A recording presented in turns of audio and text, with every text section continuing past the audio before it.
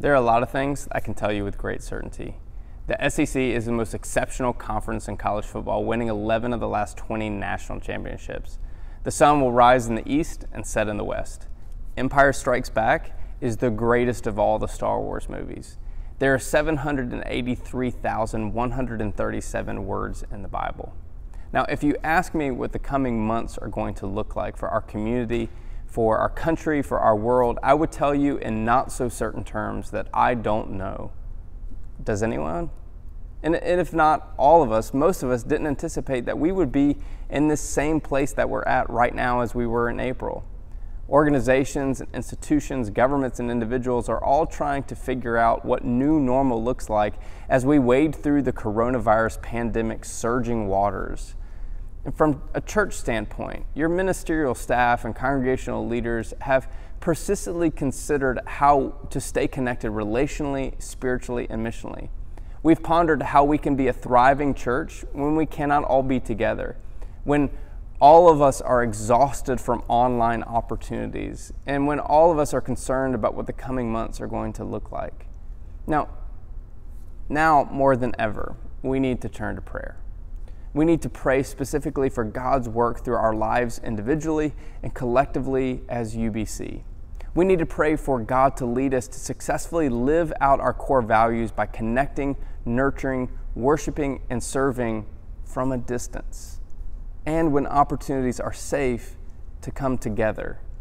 Together, we need to pursue an openness to new opportunities and possibilities.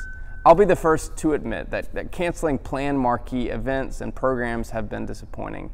However, I firmly believe that unique, fresh, authentic, and relevant opportunities are coming our way that will help lead our church to be successful. They'll feel and sound and look different than what we've been accustomed to simply because what we've always done doesn't work through remote access and social distancing. And collectively, we need each of us to commit to participating. Sure, there are boundless opportunities in the community. There's home projects to work on. There's new shows to stream and other things.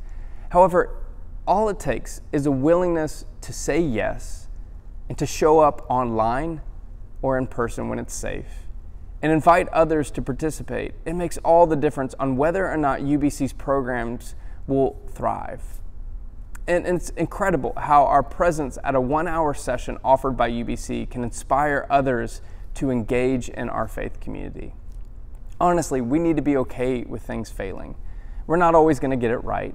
An initiative might not go as planned, but isn't it in our failing that we learn how to be better?